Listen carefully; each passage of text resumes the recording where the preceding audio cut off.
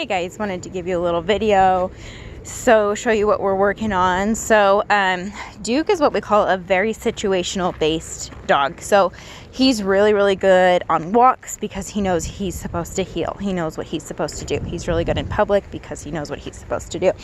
If there's anything new, he hesitates.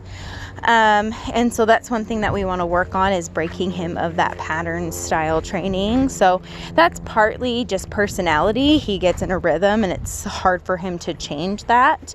And so the more sessions we do where we change things up on him, the better he's going to be. So one thing he's struggling with is I have this outdoor place bed.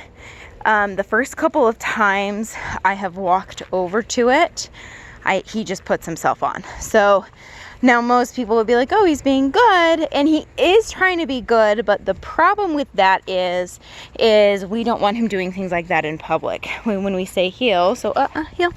So we got a little corrected there. When we say heel, we want him to stay heeling with us, because that's how I know he's really checked in. So he can check out and cheat and say, oh, you're about to put me on that bed, so I'm just gonna put myself there. And so that's what we're doing. I'm gonna walk past it. Good job. No correction there. He corrected himself. He was about to go on. So this is how we get his obedience to the next level. So he's so good in most situations, which is awesome. Because of that situationally based training, he can be good in public. He can be good when people come to the door, because we do the same things over and over and over again.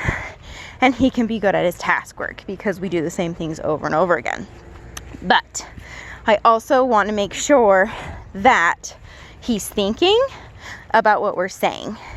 Good boy. And he's off leash, so he totally could just go on that place bed and break this command. But I know it's like interesting. We're just walking in a circle, just coming around to the place bed, but it's really good for him. We even kind of walk by it. Good. So you see how he lags behind me? He's like, oh, I don't know. Are you going to place me? What are you going to do? Are we healing? Good boy. So as soon as he does good things, come on, buddy.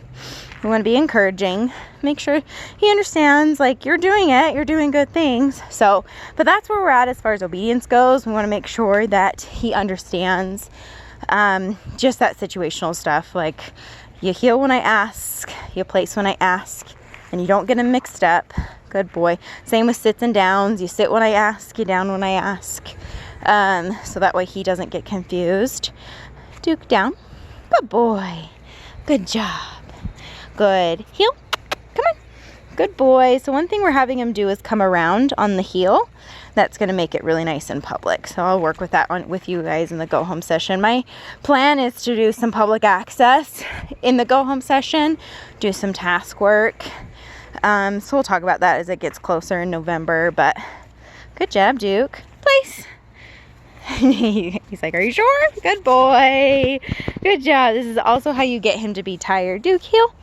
Because thinking is hard. It's hard for me. It's hard for all. Good job, buddy. So even like some panting and stuff.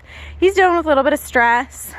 It's not a bad stress. It's healthy. It's stress of thinking and doing something challenging. So it's really important for him to learn to work through this. So this mop head will get groomed tomorrow.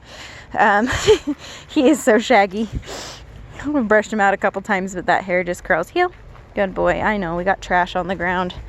We had nieces and nephews over today, so the yard's a mess. But anyway, hopefully you guys are not missing him too much.